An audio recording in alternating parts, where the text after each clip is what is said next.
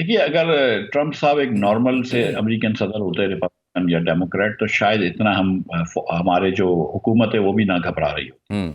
लेकिन एक तो ये ट्रम्प क्योंकि क्योंकि इस किस्म की पर्सनालिटी है कि उनका कुछ कहा नहीं जा सकता, नंबर एक। इम्पल्सिव है। नंबर दो, ठीक है, नंबर जो जो ये ग्रेनल साहब जो बातें कर रहे हैं और इतना पाकिस्तान के ट्विटर के अंदर हर ट्वीट का जवाब देना और वगैरह वगैरह करना, तो वो ऐसा लगता है कि कुछ ऐसा नहीं हो सकता कि उनको एकदम ग्रीन सिग्नल ना हो और वो कर रहे हो। हम्म। ठीक है। तीसरी चीज़ है कि ये भी ट्रंप ने शायद फैसला कर लिया है कि बहुत ऊपर के लेवल से बात नहीं करेंगे, लेकिन नीचे के लोगों को बात करने दे। ग्रैंडल ऑब्वियसली कोई इतना कैबिनेट लेवल का तो बंदा नहीं है, नीचे का बंदा है।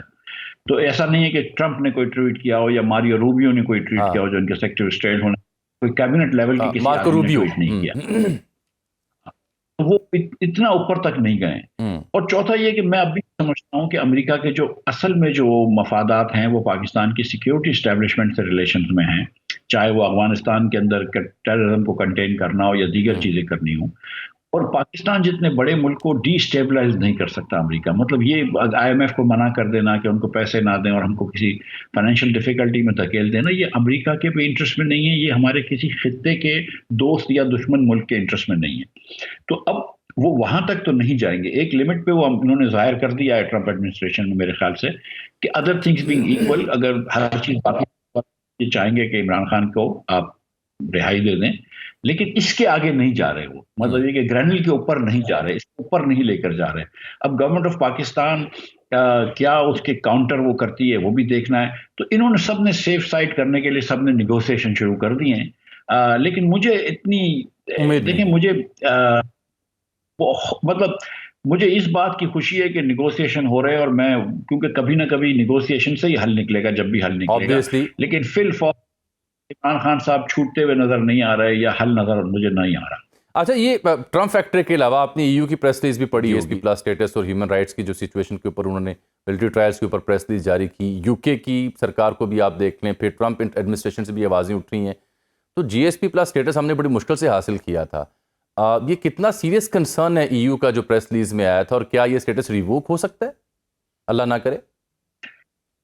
कि मेरे लिए तो ये बहुत ज्यादा सीरियस कंसर्न है कि जीएसपी प्लस अभी हम अगर रिवोक हो जाए, हमारा खुदा ना खाए, हम्म।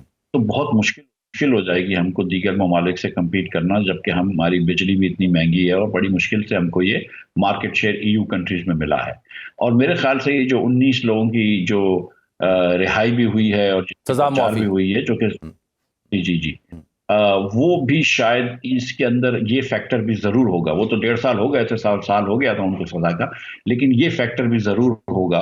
और जो लीनियंसी बढ़ती जाएगी वो शायद इसीलिए बढ़ती जाएगी कि यूएन, सॉरी, ईयू, यूके और यूएस की जो स्टेटेड पॉलिसी है वो मिलिट्री राइट्स के खिलाफ है। और पाकिस्तान ने खुद एक एग्रीमेंट साइन कर रखा है ये इंटरनेशनल कोर्ट से, जिसके अंदर मिलिट्री ट्रायल्स के खिलाफ, सिविलियंस को मिलिट्री ट्रायल्स हमने ये साइन करके दिया हुआ है। तो कॉम्प्लिकेटेड कॉम्प्लिकेशंस हैं। मेरे ख्याल से इसको अब ये कि यहाँ पे भी हर जगह पे हमने बड़े पक्के पोजीशंस ली हुई हैं, तो शायद मिलिट्री ट्रायल्स करके फिर हम इनको माफी दे दिया करेंगे या कुछ करेंगे। लेकिन तो ये, I think GSP plus Imran Khan की रिहाई से मुंसलिक नहीं है, लेकिन GSP plus two the extent के मिलिट्री ट्रायल से मुंसलिक है। तो मेरे ख्याल से इस चीज पे हमारी हुकूमत जो है वो बीच का रास्ता निकालेगी। बीच ठीक है। अच्छा, मैं अगले रोज़ सुन रहा था, अब सारा आलम साहब सीनियर हमारे साहब हनीफ अब्बासी साहब से गुफ्तगू कर रहे थे, तो उन्होंने तवज्जो दिलाई कि आलू जो है वो 150 रुपये किलो शायद पिंडी इस्लामाबाद में कहीं हो गया होगा। अमूमन इसकी कीमत 30 40 50 रुपये तक किलो होती थी। तो उन्होंने आगे से मशवरा दिया कि अवाम आलू ना खाएं, ये मोटापा करता है। ये मशवरा एक जी। हुक्मरान को, एक रहनुमा को, एक सीजन पॉलिटिशियन को इस हालत में देना अवाम को, क्योंकि अवाम तो 600 700 800 रुपये किलो का चिकन आम मजदूर तो नहीं खा सकता, न्यूट्रिशन पूरी नहीं कर सकता। या आपने चूंकि इकोनॉमी को, बिजनेस को डील कर रखा है, अवाम की सूरत हाल को आप जानते हैं, ये मशवरा कि अवाम आलू ना खाएं, ये आपको कैसा लगा? देखिए, इससे पहले पीटीआई के दौर में कुछ लोग ऐसे कह चुके थे कि दो की जगह एक रोटी खाएं, और वो हम्म। बड़ी बात हुई थी। सच्ची बात यह है कि ये एक बेहिसी का हम्म। जवाब है, कि आप कहें भाई आलू ना खाओ, चिकन खा लो। यानी कि वो जो मरी एंटोनेट कहती थी कि अगर आपको रोटी नहीं मिल रही तो केक खा केक लें। खा लें। हाँ, फ्रांस की मलका जो थी। हाँ। कि आपको इसके चीज का कॉन्सेप्ट नहीं है कि जो आलू नहीं खा सकता वो मुर्गी नहीं खा सकता, जो आलू नहीं खा सकता वो गोश्त नहीं खा सकता।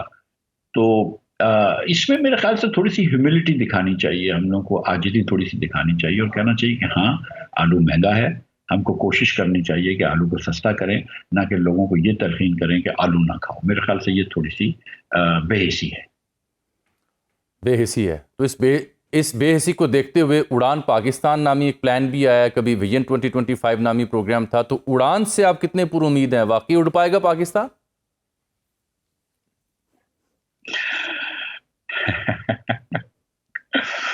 देखिए, मैंने आलू ना खाने का मशवरा नहीं दिया, मैंने उड़ान की बात की है।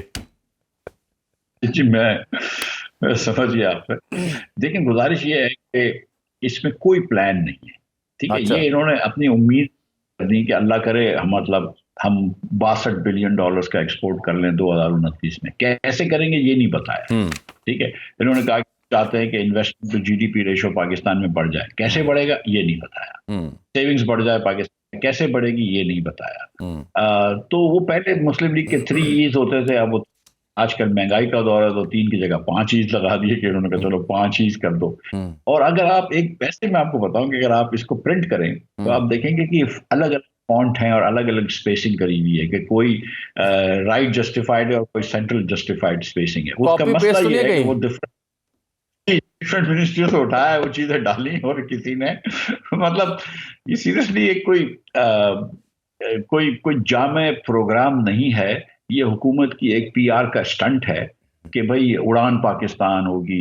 लेकिन सीरियसली अब जब लोग इतने पिसे हुए हैं गुर्बत के अंदर, लोग इतने पिसे हुए हैं अनएम्प्लॉयमेंट की वजह से, रोजगार ना होने की वजह से, महंगाई की वजह से, कि मेरा नहीं ये बात सीरियस लेता है। अब ये सब चीजें हमने सुन ली हैं, देख ली हैं, विजन 25 हो, 3 ईज हो, 5 ईज हो, ये सब हो चुका है। कोई नया मंजन बेचेंगे ये नहीं दिखने वाला। ठीक, बहुत शुक्रिया। मिफ्ता इस्माइल साहब थे उड़ान से। ज़्यादा पूरी उम्मीद नहीं है ना मुज़ाकरा से, लेकिन बहरहाल दुआ वो भी करते हैं पाकिस्तानी के तौर पर। मिफ्ता भाई बहुत शुक्रिया, आपने वक्त दिया।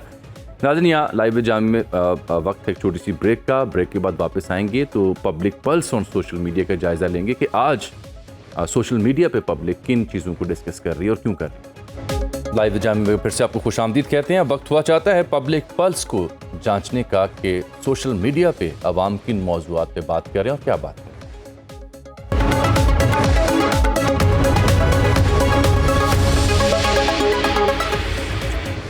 वेलकम बैक जी। ये पब्लिक पल्स पे हम देखें अगर एक्स के ऊपर, जिसे हम ट्विटर कहते थे, तो यहाँ पर जो सबसे ज़्यादा ट्रेंडिंग मौजू है वो रहीम यार खान है, पाकिस्तान का शहर।